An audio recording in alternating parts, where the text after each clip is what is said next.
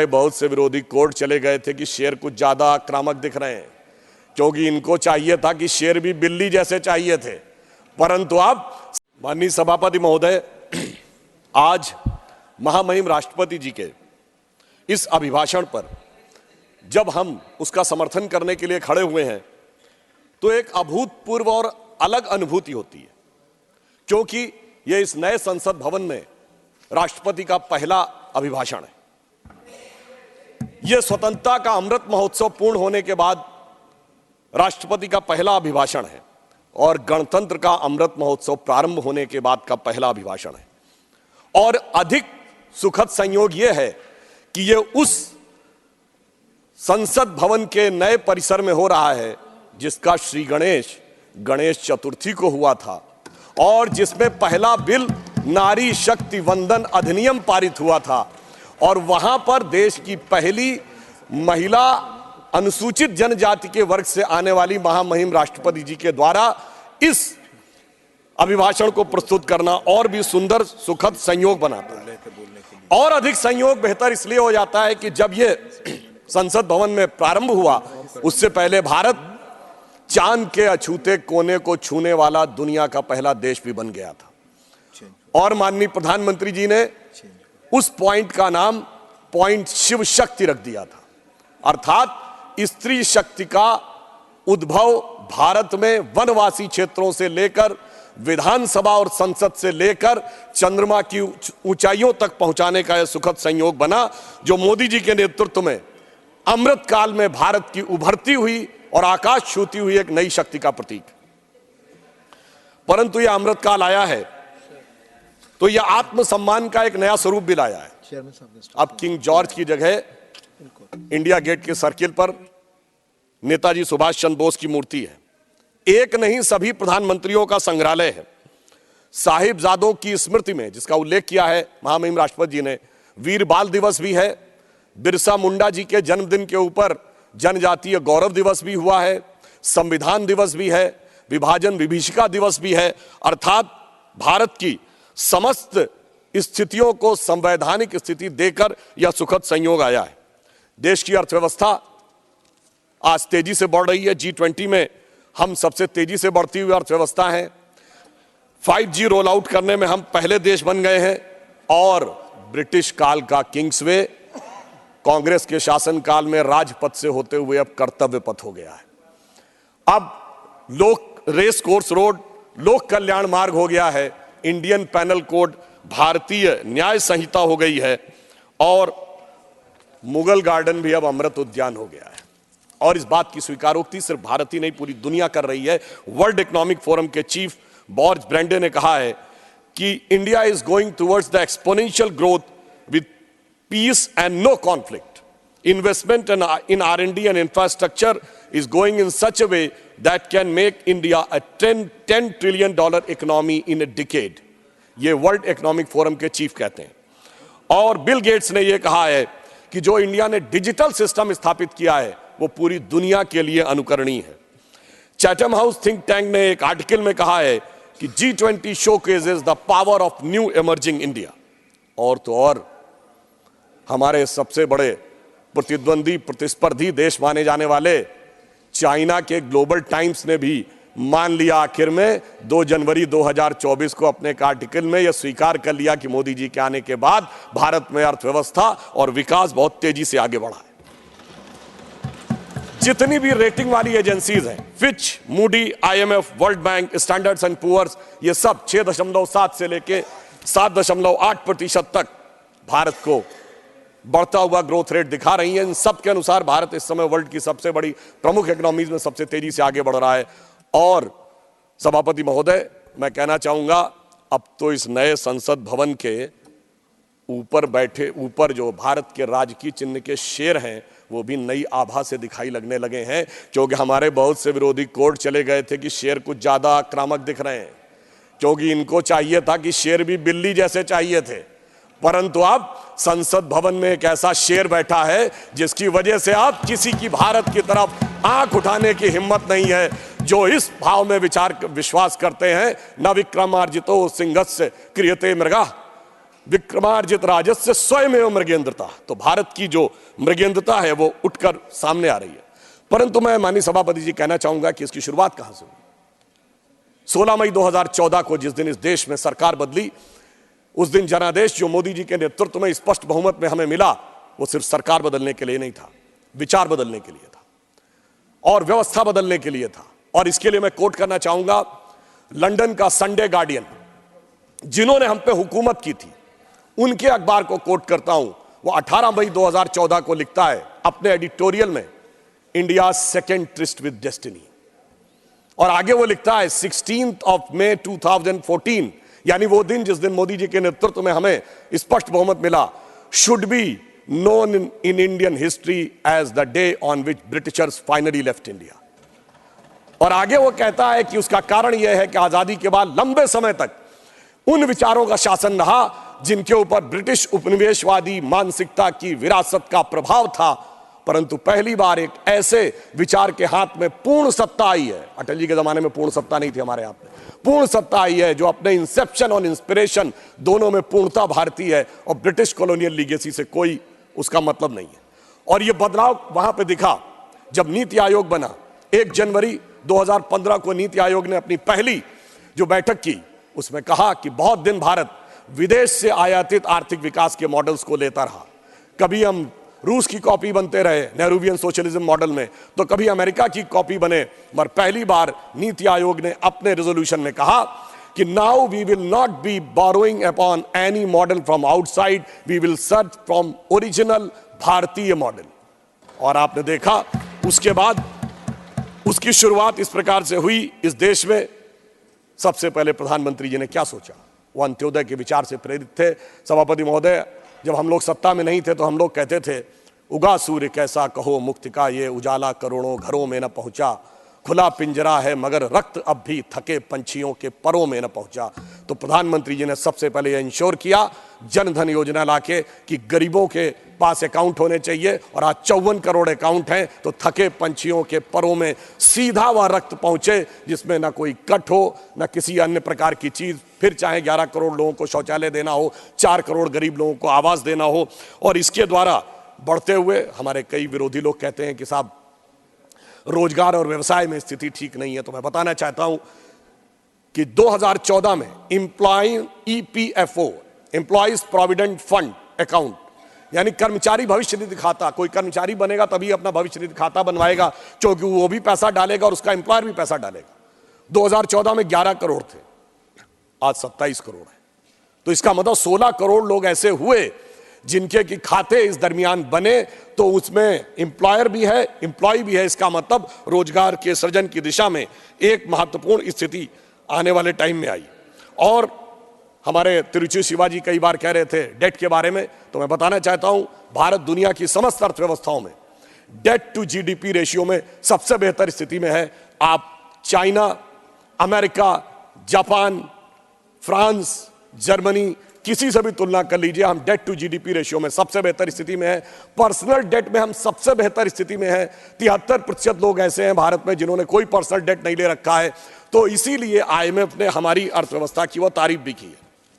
परंतु ये सारा आर्थिक विकास सभापति महोदय तब तक बेमानी होता है जब तक उस विकास के साथ राष्ट्र के आत्मगौरव का भाव भी उसमें ना हो। क्योंकि आप विकसित होकर भी विश्व के सामने अपनी क्या तस्वीर रखेंगे। तो मैं कहना चाहता हूं कि महामहिम राष्ट्रपति महोदया का अभिभाषण एक और दृष्टि से महत्वपूर्ण था। सभापति महोदय, ये 5 साल के बाद आने वाली सरकार का, जो दोबारा भी आने वाली है, सिर्फ 5 साल के बाद आने वाली सरकार का अभिभाषण नहीं था, उस कालखंड का अभिभाषण नहीं था, 500 साल के बाद आने वाले भगवान राम के आगमन के उस अलौकिक अनुभूति के कालखंड का भी था। और मैं यह भी बताना चाहता हूं, देखिए इस देश में भगवान राम, उनके जीवन ने इस राष्ट्र और समाज को जो प्रेरित किया, वो राम मंदिर के समय में किस रूप में हुआ मैं बताना चाहता हूं। अगर भगवान राम का जन्म केवल इसलिए हुआ था कि रावण का वध करना था, तो अयोध्या के राजा के रूप में अयोध्या की सेना लेके जाते, रावण को मार देते, परंतु उससे धर्म नहीं स्थापित होता। इसलिए पहले राजा राम को वनवासी राम बनना था, उसके बाद निषाद राज का सम्मान, उसके बाद माता शबरी का सम्मान, उसके बाद सुग्रीव का राज्याभिषेक, फिर बानर, रीछ, भालू अर्थात समाज के उन दूर के कोनों में खड़े हुए लोग जहां तक किसी की दृष्टि भी नहीं जाती थी, सबको संगठित किया और संगठित करके तब जाकर उस समय की विश्व की सबसे बड़ी शक्ति को उन्होंने परास्त किया। अर्थात समाज के हर वर्ग को सम्मान स्थान देकर तब जाकर राम का राज्याभिषेक हुआ था। और आज आप देखिए, चाहे 4 करोड़ गरीबों को आवास मिला है, 11 करोड़ लोगों को शौचालय मिला है और 54 करोड़ लोगों को जनधन अकाउंट मिले हैं, 50 करोड़ लोगों को आयुष्मान भारत में कवर मिला है, वो तो है, परंतु ये भी एक सुखद संयोग देखिए जो लोग हमसे कहने का प्रयास करते हैं।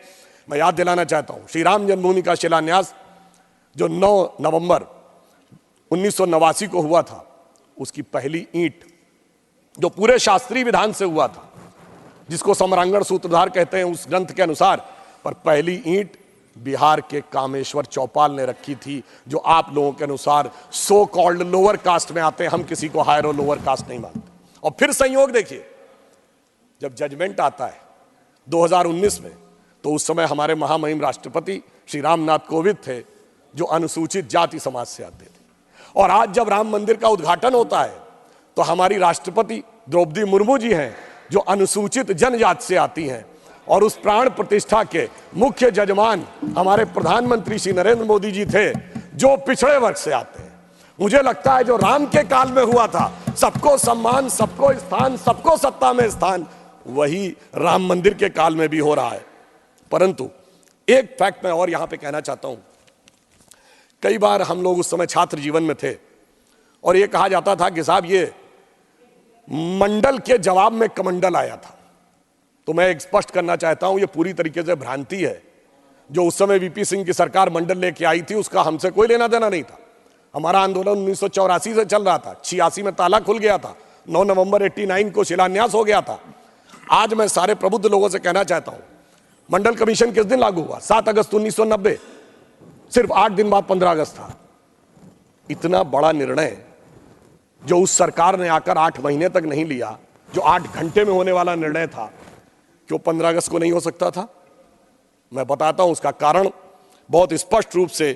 के राजा कुरुप्पु स्वामी की किताब में श्री स्वर्गीय शरद यादव जी ने लिखा कि वीपी सिंह से उनकी बात हुई और वीपी सिंह ने कहा कि मैं 15 अगस्त को इसको ऐतिहासिक अनाउंस करना चाहता हूं, मगर क्या करें, 9 अगस्त को देवीलाल जी की रैली थी और उन्हें इस बात का डर था कि देवीलाल जी की रैली के बाद जनता दल में विभाजन न हो जाए, बहुत से नेता न चले जाएं। उन्हें इस बात का डर था कि शरद यादव जी भी चले जाएंगे। उस समय कृषक वर्ग में बहुत सी ऐसी जातियां थी जो आज ओबीसी में है, उस समय नहीं थी। तो देवीलाल जी की रैली 9 अगस्त को थी, इसलिए 7 अगस्त को करना पड़ा। अर्थात उनका मूल उद्देश्य सामाजिक न्याय, समाज के वर्गों के लिए उत्थान नहीं था, अपनी पार्टी के अंदरूनी समीकरण और उस राजनीति को साधना था। चूंकि उद्देश्य पवित्र नहीं था, इसलिए न वो पार्टी बची, न उन नेता को सम्मान मिला। जबकि इसके ठीक विपरीत अगर देखें तो हमने ईमानदारी से उस वर्ग के सभी नेताओं को, जैसे श्री कल्याण सिंह जी, उमा भारती जी, विनय कटियार जी, नरेंद्र मोदी जी, ये सब तो मंडल के राज से पहले ही के दौर में आ गए थे। और उसके बाद अगर आज हम देखें तो जो लोग आज हमसे कहते हैं पिछड़े वर्ग की बात, तो मैं कहना चाहता हूं कि हिंदी पट्टी में हमने 5 मुख्यमंत्री बनाए। कल्याण सिंह जी मध्य प्रदेश में, उमा भारती जी, बाबूलाल गौड़ जी, शिवराज सिंह चौहान जी, मोहन यादव जी। और हमने 8 डिप्टी सीएम बनाए। केशव मौर्य जी उत्तर प्रदेश में, सुशील मोदी जी यहाँ सदन में हैं, तारकेश्वर जी, रेणुका देवी जी, और हमने अभी अरुण साव जी छत्तीसगढ़ में, सम्राट चौधरी जी बिहार में। 8 और 5 13, और यदि प्रधानमंत्री जी को मिला लें तो 14। उस वर्ग के 14 लोग हमने बनाए, इसमें 11 लोग अलग अलग जातियों के हैं। यह होता है सबका साथ सबका विकास। और जो लोग आज सामाजिक न्याय की बात करते हैं, अपने परिवार के अलावा एक योग्य व्यक्ति उन्हें नहीं मिलता है। जिस दिन सत्ता देने की बात आती है तो वर्ग तो छोड़िए, अपनी जाति में भी एक योग्य व्यक्ति नहीं मिलता है। केवल अपने परिवार को सब कुछ चाहिए, यानी जाति का चूरन देना है, परिवार को संपूर्ण सत्ता पूरन लेना है। यह उनका उद्देश्य, और हमारी सोच इस मामले में बिल्कुल अलग रहती थी। अब यहां मैं एक और बात कहना चाहूंगा। राम मंदिर के उद्घाटन के समय एक और बात कही गई। हमारे बहुत से लोग कहते हैं इसमें सीता जी का नाम नहीं लिया गया। भाई मैं बताना चाहता हूं, अरे आप लोग थोड़ा सा सहज बुद्धि का प्रयोग करिए। ये तो राम जन्मभूमि है, ये तो रामलला है। विराजमान भी वहां 5 वर्ष के हैं। जहां राजा राम होंगे तो वहां सीता भी आएंगी। अभी तो राम ललाई हैं, तो जय श्री राम ही होगा। और दूसरा, मैं ये भी कहना चाहता हूं, मुझे बड़ी प्रसन्नता भी होती है जब वो ये बात कहते हैं कि सीता जी का नाम होना चाहिए, तो मुझे ध्यान आता है कि दुनिया में कोई दूसरी संस्कृति नहीं है जो ईश्वर में स्त्री तत्व को स्थान देती हो। सिर्फ हमारी संस्कृति है। हम सीताराम भी कहते हैं, राधे श्याम भी कहते हैं, लक्ष्मी नारायण भी कहते हैं, गौरी शंकर भी कहते हैं। और जब राम मंदिर आंदोलन चल रहा था तो हम दोनों को याद करते थे। सभापति जी, मैं बालक के रूप में गया था उस रैली में, मुझे आज तक याद है। हम कहते थे, जन जन के मन में राम रमे और प्राण प्राण में सीता है। हर हृदय की धड़कन रामायण, पग पग पर बनी पुनीता है। यदि राम नहीं है श्वासों में तो प्राणों का घट रीता है। फिर हम कहते थे, इसलिए नरनाहर श्री पुरुषोत्तम का हम मंदिर भव्य बनाएंगे। सौगंध राम की खाते हैं, हम मंदिर वहीं बनाएंगे। और आज आप देखिए, वो सौगंध पूर्ण हुई। उसकी शुरुआत माननीय अडवाणी जी के समय में हुई थी और संपूर्ण मोदी जी ने उसे करने का कार्य किया है। अब मैं एक और बात कहना चाहता हूं, एक थोड़े इस विषय के ऊपर। माननीय खड़गे जी ने कल एक विषय कहा था कि साइंटिफिक होने की बात करनी चाहिए। जब हम साइंटिफिक की बात करते हैं तो मैं याद दिलाना चाहता हूं, श्री राम जन्मभूमि का जो मंदिर बना है ना, उसमें एक बड़ा साइंटिफिक एंगल आया है। वो क्या है कि रामनवमी के दिन उनके मस्तक के ऊपर सूर्य तिलक होगा। अब इसके लिए सबसे पहले किस चीज की जरूरत है? जो प्लैनेटरी पोजीशन थी कि अर्थ का जो एंगल होगा सूर्य के साथ, उस पर्टिकुलर दिन कैसे होगा। तो इसमें 3 इंस्टीट्यूट ने काम किया है। इंस्टीट्यूट ऑफ एस्ट्रोफिजिक्स बेंगलोर ने, जिसने उस पूरे एस्ट्रोनॉमिकल कैलकुलेशन को सटीक ढंग से किया है। दूसरा है central building research institute Roorkee, जिसने कि उसकी व्यवस्था बनाने का काम किया। और तीसरी एक प्राइवेट कंपनी है जिसने वो कॉन्वेक्स लेंसेस के थ्रू कैसे वो अंदर आएगा और ठीक उसी बिंदु के ऊपर उस दिन केंद्रित होगा, ये व्यवस्था की है। मगर मैं अपने विरोधियों को बताना चाहता हूं, आज तो एस्ट्रोफिजिक्स का इंस्टीट्यूट है, आज तो हमारे पास इतनी टेक्नोलॉजी है, मगर यही तो कोणार्क के सूर्य मंदिर में भी था। यही तो अगर आप देखें तो आंध्र प्रदेश में वेद नारायण मंदिर है, उसमें भगवान के चरणों के ऊपर पड़ती हैं। कोल्हापुर में महालक्ष्मी का मंदिर है महाराष्ट्र में, उसमें 3 दिन के लिए इक्विनॉक्सेस आते हैं तो देवी के मस्तक से लेकर चरणों तक चले जाते हैं। कर्नाटक के श्रृंगेरी में जो मंदिर है उसमें 12 महीनों में अलग अलग सूर्य की गति पड़ती है। पूछिए साहब, अगर विज्ञान नहीं था तो उस जमाने में इतना सटीक कैलकुलेशन कैसे हुआ जो आज इतने बड़े बड़े सैटेलाइट्स के बाद होने की बात आई है। इसलिए मैं कह सकता हूं कि इसके लिए हमें इस विचार पे धर्म और संस्कृति के साथ इस विज्ञान पर भी गर्व करना चाहिए। वैसे मैं एक और बात कहना चाहता हूं, इसमें विज्ञान का एक और गहरा, आप सबको ध्यान हो कि उसमें 84 सेकंड का मुहूर्त था, पर वो शुरू कहां से होता है? अगर आपने कभी भी उसको सुना हो, लोग को तो क्या कहते हैं, ब्रह्मा आयु द्वितीय परार्धे। द्वितीय परार्ध ब्रह्मा की आयु मतलब 155 ट्रिलियन ईयर्स। वैसे बिग बैंग थ्योरी कहती है कि 14 बिलियन ईयर पहले दुनिया बनी। तो मैं बता देना चाहता हूं कि जेम्स वेब टेलीस्कोप में जो नई फाइंडिंग की है उसमें बहुत सी गैलेक्सीज ऐसी आई हैं जो 14 बिलियन से आगे की आ रही हैं। तो now that theory has become debatable. फिर वहां से आते हैं श्वेत वारा कल्प यानी 1.97 बिलियन ईयर्स। फिर आते हैं वैवस्वत मनवंतरे, फिर आते हैं कलयुग यानी 5125 ईयर्स। फिर आते हैं विक्रम संवत में 2081 साल। फिर आते हैं वर्ष में, वर्ष के भाग में, उत्तरायण सूर्य में। फिर आते हैं महीने में, और उसके बाद वार नक्षत्र होते हुए 84 सेकंड तक। मैं कहना चाहता हूं ये भारत की सनातन यात्रा है जो 155 ट्रिलियन ईयर से लेकर सटीक कैलकुलेशन 84 सेकंड तक का करती है। मुझे लगता है दुनिया में कोई धर्म संस्कृति ऐसी नहीं होगी जो इस प्रकार का करने की क्षमता रखती हो, वो सिर्फ हमारे यहाँ। मगर उसके बाद भी माननीय सभापति महोदय, मैं कहना चाहूंगा कुछ लोगों को, और इस बारे में दुनिया के सबसे बड़े कॉस्मोलॉजिस्ट कार्ल सैगन, जिसने first man made object Voyager जो सोलर सिस्टम के बाहर गया है उसका जो मैसेज है कंपोज किया है, उसने लिखा है, उसका वीडियो कोई जाके चेक कर सकता है। Now only the ancient calculation of Hindus matches with the modern scientific calculation, cosmological calculation. मगर एक बात मैं यहां पे राजनीतिक भी कहना चाहता हूं।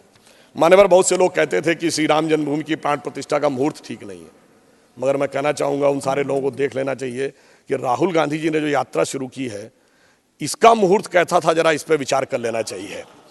क्योंकि वो जहां से चले हैं, पहले वो चले असम से, तो देवड़ा साहब मुंबई में अलग हो गए। वो बंगाल की तरफ उठे तो ममता दीदी ने अलग स्टैंड ले लिया। उत्तर प्रदेश में मायावती जी ने अलग स्टैंड ले लिया। पंजाब में आम आदमी पार्टी अलग हो गई। बिहार पहुंचे तो गठबंधन ही पलट गया। आज वो रांची में है। साहब, सरकार तो बच गई पर वहां भी मुख्यमंत्री चला गया। तो जरा विचार करना चाहिए उन लोगों को कि उन्होंने ये कौन से मुहूर्त में काम शुरू किया है। परंतु उसके उपरांत जिस ढंग से इंडिया गठबंधन की राहुल गांधी जी की यात्रा चल रही है, तो उसके लिए जो हकीकत से मुंह मोड़े हुए हैं, उसके लिए मैं कहना चाहूंगा कि आंख मूंद लेने से ये खतरा न टल जाएगा। आंख मूंद लेने से ये खतरा न टल जाएगा।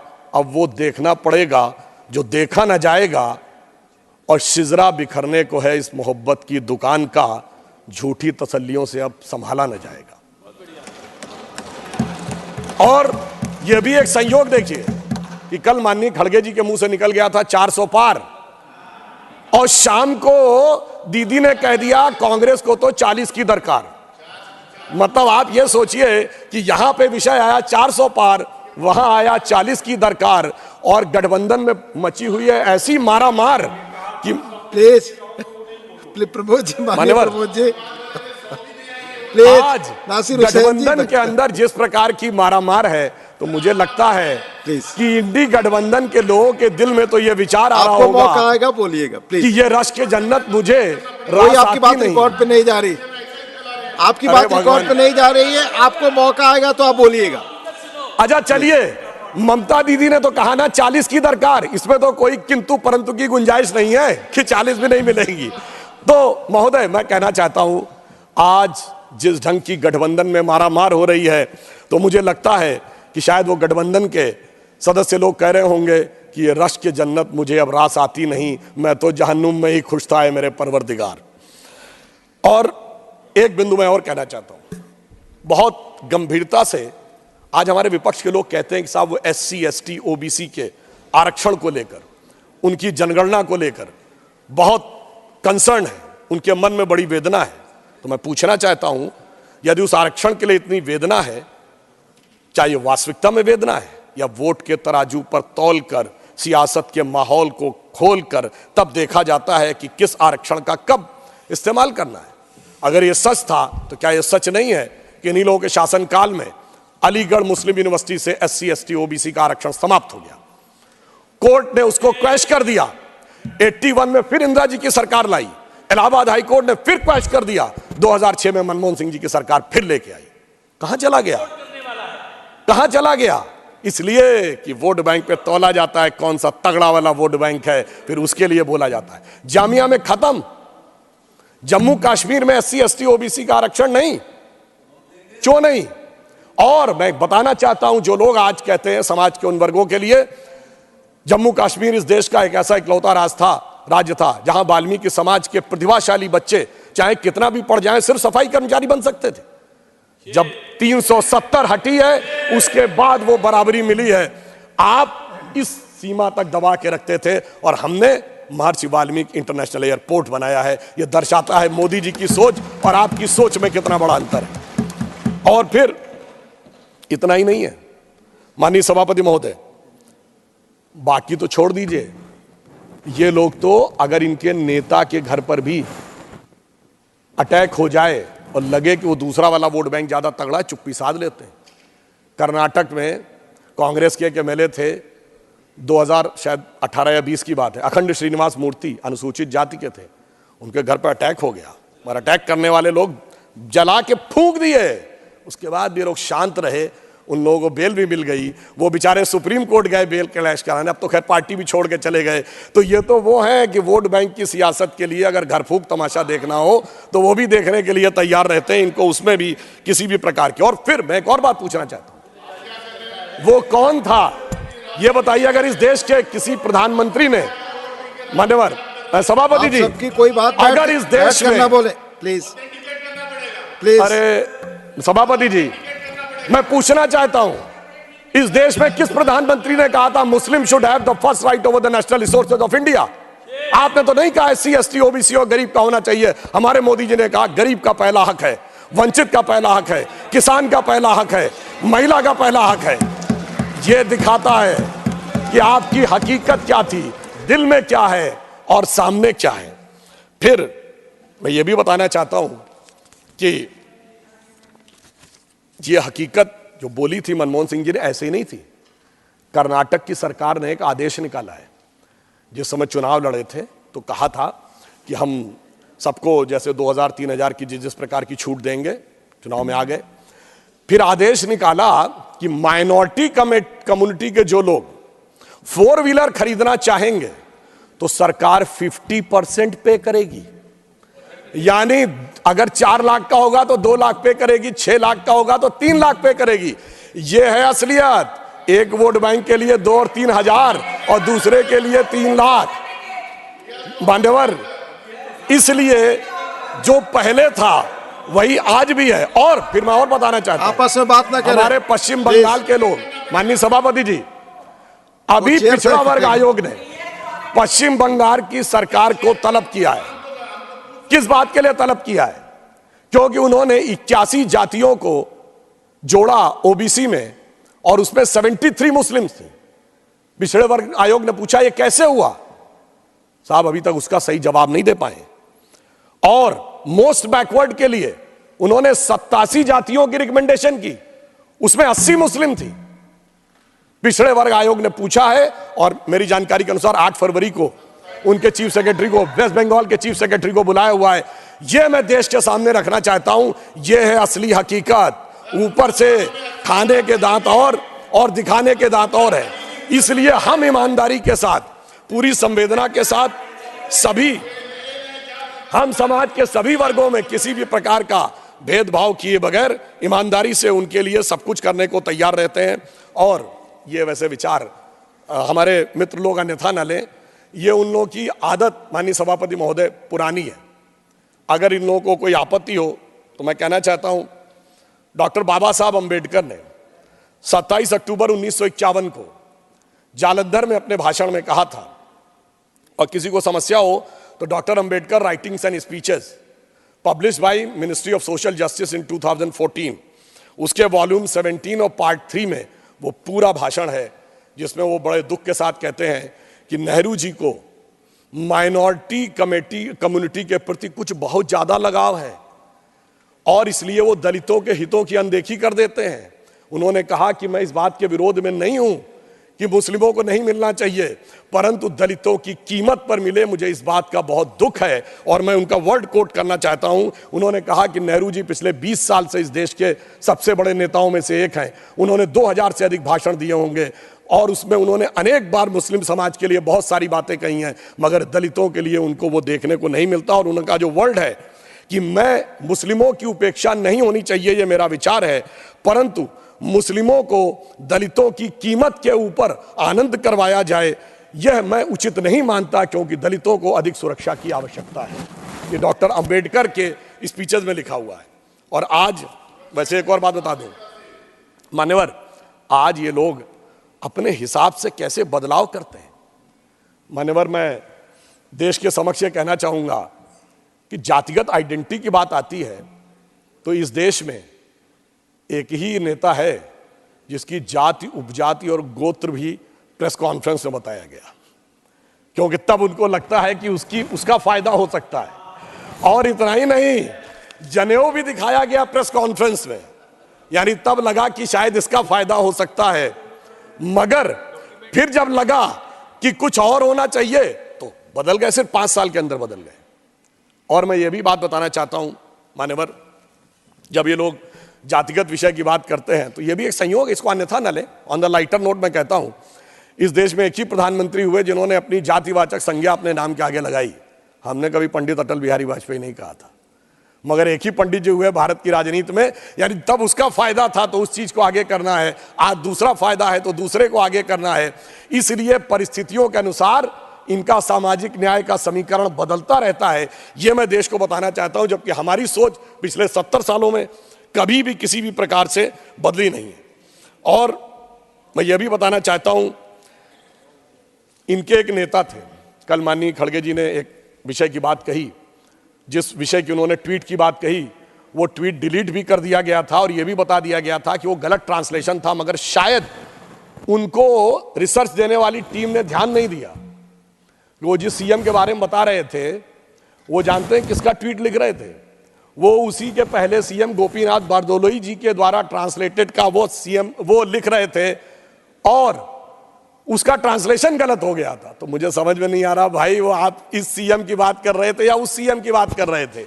इसलिए कई बार ऐसा हो जाता है कि उस विषय की जानकारी आधी अधूरी होने के कारण यह समस्या आती। मगर मैं ये भी याद दिलाना चाहता हूं, इसी कांग्रेस पार्टी के एक नेता थे, आवश्यकता होगी तो मैं जगह का नाम, वर्ष तो बता ही देता हूं, 2018 में विधानसभा चुनाव में, और इसका न्यूज भी अवेलेबल है, वीडियो भी अवेलेबल है सोशल मीडिया पे।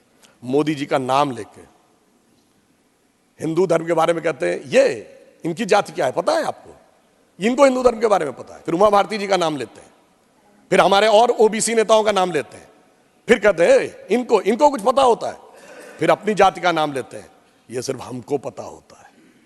मान्यवर, इस ढंग की बात मैं दावे के साथ कहता हूं, अगर किसी भाजपा के नेता ने बोल दिया होता तो जैसे वो एक गाना था ना, आरा हिले छपरा हिले, ये दिल्ली मुंबई नहीं लंदन न्यूयॉर्क हिल गया होता, दुनिया के समुद्रों में सुनामी आ गई होती, पर आपने उनको विधानसभा का अध्यक्ष बना दिया।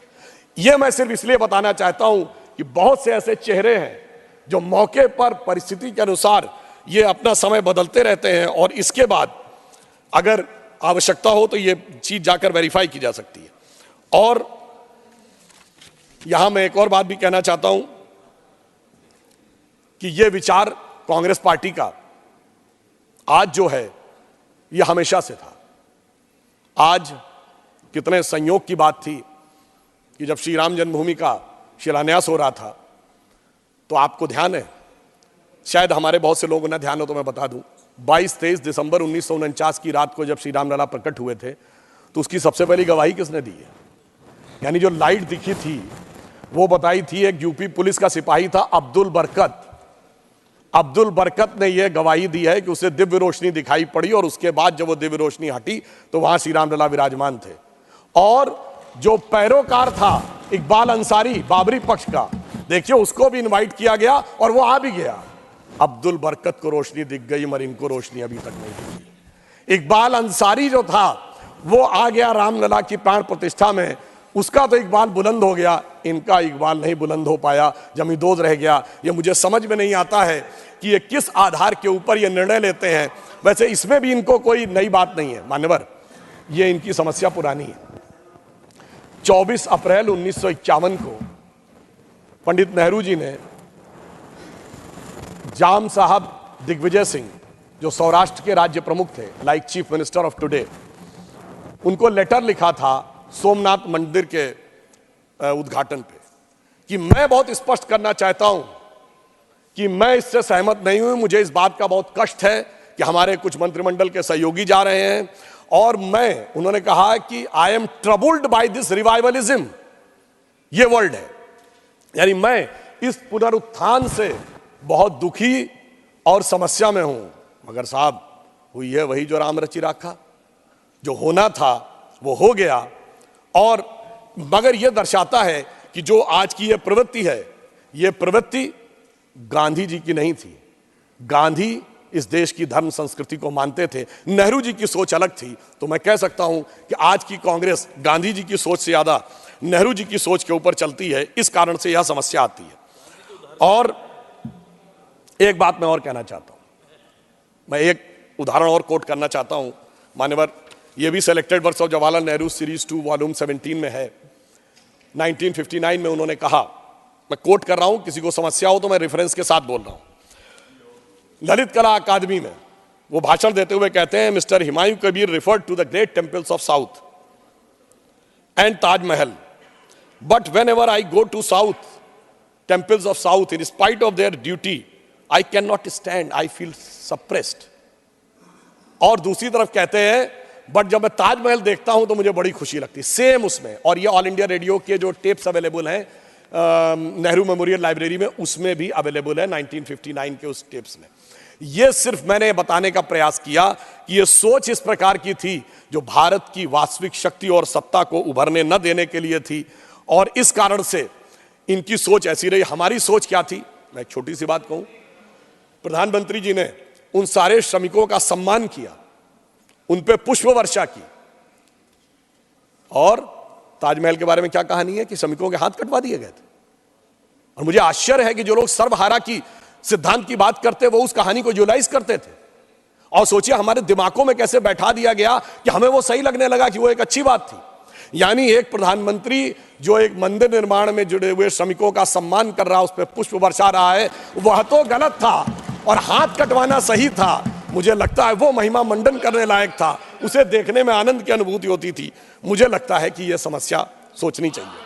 और अंत में मैं एक बात कहना चाहता हूं, एक बात और मान्यवर, ये लोग कहते हैं भाई जातिगत जनगणना कराइए, बिल्कुल अच्छी बात है, पर पहले तो बताइए जातिगत जनगणना रोकी किसने थी, किसका निर्णय था ये 1951 में नेहरू जी का निर्णय था ना, और उस समय तो कॉन्स्टिट्यूएंट असेंबली थी, क्योंकि चुनाव तो 52 में हुए। और फिर हमने बचपन में सभापति महोदय सुना, इंदिरा जी के जमाने में कांग्रेस की क्या सोच थी, जात पे ना पात पे, इंदिरा जी की बात पे मोहर लगेगी हाथ पे। राजीव गांधी जी के जमाने में क्या था, 6 दिसंबर 1990 को इसी सदन में मंडल कमीशन का विरोध करते हुए राजीव गांधी जी ने कहा कि कांग्रेस पार्टी जात पात में विश्वास नहीं करती, हमारा नारा है जात पे ना पात पे, मोहर लगेगी हाथ पे। अरे भाई, मैं पूछना चाहता हूं, नेहरू जी सही थे कि इंदिरा जी सही थी कि राजीव जी सही थे, या आज के आपके कुल गौरव सही हैं, या दोनों सही थे? जैसी मौका मिल जाए वैसा सही था। तो मैं कहना चाहूंगा कि एक जमाने में जो पार्टी कहती थी जात पे ना पात पे, इंदिरा जी की बात पे मोहर लगेगी हाथ पे, वो अपने पुरखों की बात को धर के लात पे पार्टी ले आए फुटपाथ पे। एक और मैं बात कहना चाहता हूं मान्यवर, एक और विषय, माननीय खड़गे जी ने कहा था कि देश की साक्षरता दर और एक इनकलाब आएगा, 1951 में 18% थी। मैं कहना चाहता हूं अपने विपक्षी साथियों से, इनकलाब आएगा नहीं, इनकलाब आ चुका है। जो जो साक्षरता दर बढ़ती चली गई, भारतीय जनता पार्टी का प्रभाव बढ़ता चला गया। मैं आपको सुलभ संज्ञान के लिए बताना चाहता हूं, भारत की साक्षरता दर 50% क्रॉस की 1991 में, हम मुख्य विपक्षी दल बन गए। इंडिया की पॉलिटिक्स यूनिपोलर से बाइपोलर हो गई। 2001 में साक्षरता दर ने क्रॉस किया 60%, हमारे नेतृत्व में गठबंधन की सरकार आ गई। 2011 में 70% क्रॉस किया, मोदी जी के नेतृत्व में स्पष्ट बहुमत की सरकार आ गई।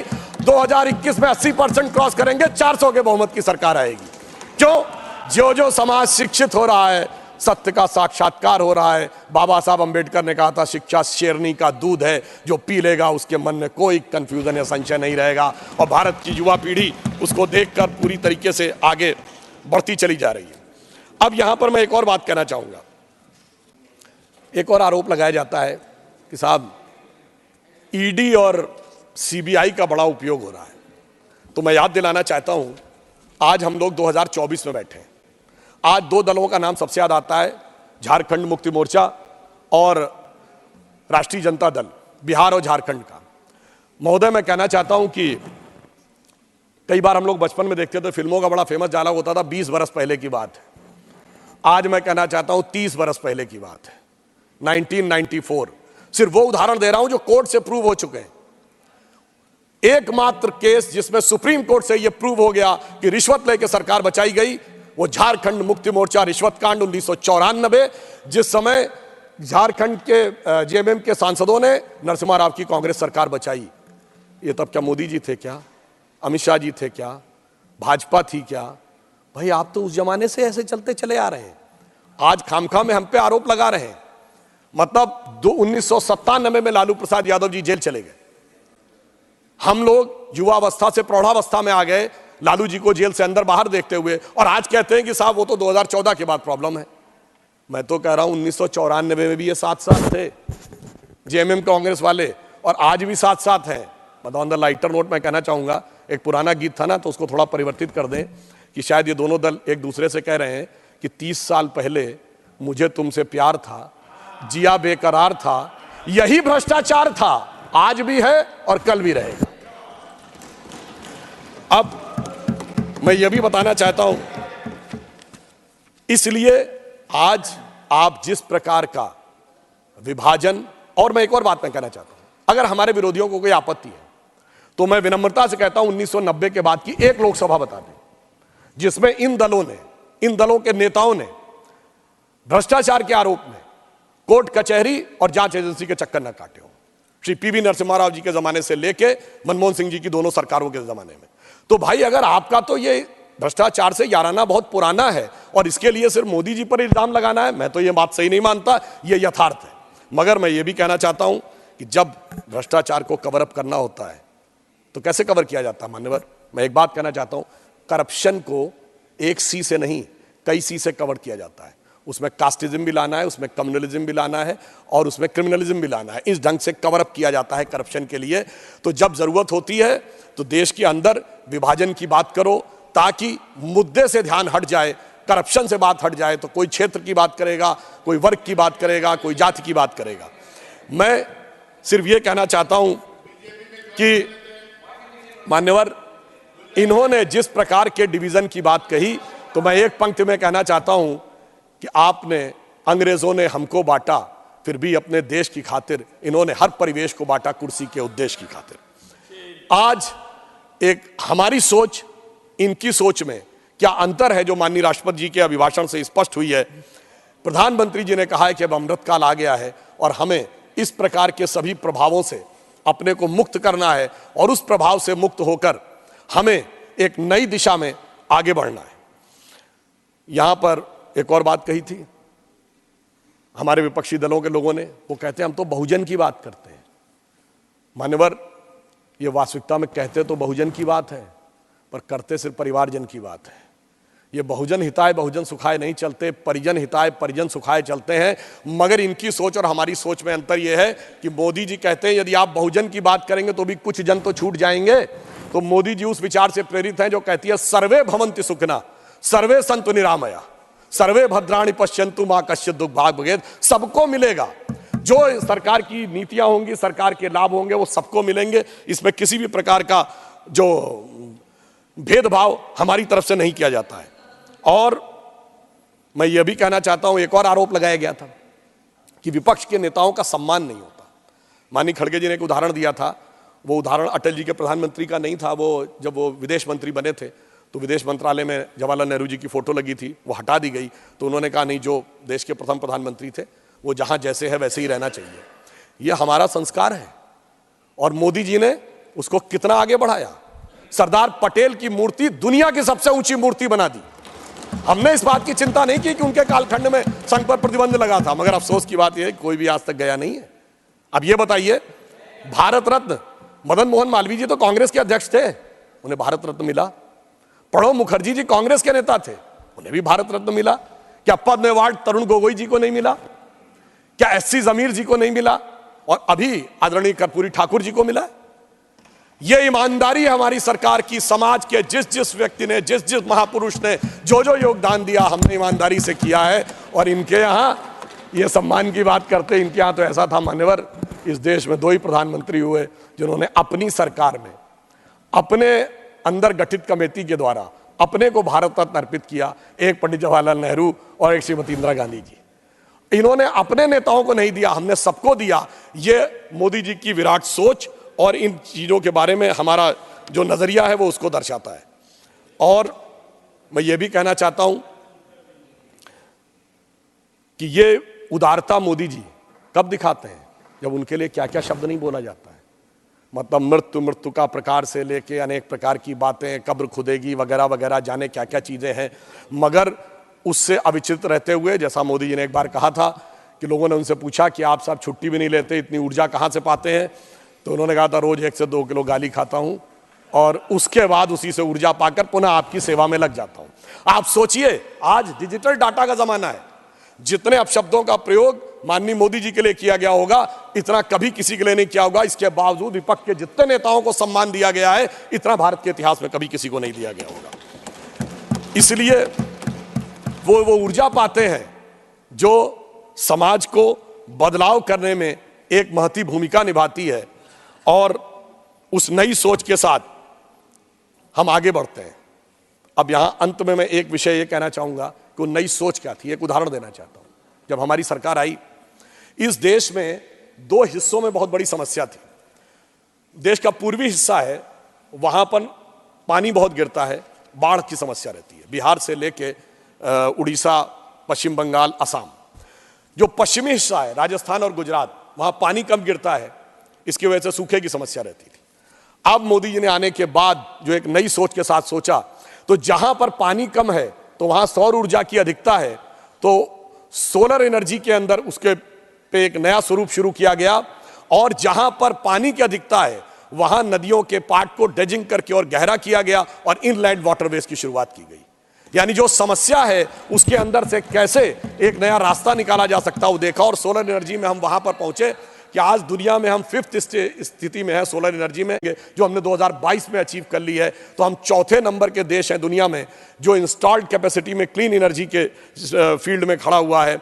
हम 4थे बड़े स्टॉक एक्सचेंज भी हैं, हम 3रे बड़े ऑटोमोबाइल मैन्युफैक्चरर बने हैं, हम 2रे बड़े मोबाइल हैंडसेट के मैन्युफैक्चरर बने हैं, और डिजिटल ट्रांजैक्शन में हम दुनिया में नंबर 1 है, इंफ्रास्ट्रक्चर में हम दुनिया में नंबर 1 है। और सभापति महोदय, डिजिटल ट्रांजैक्शन में 2022 में भारत ने 46%, दुनिया का 46% डिजिटल ट्रांजैक्शन भारत में हुआ, जो इसके बाद के 4 देशों से मिलाकर उससे ज्यादा था।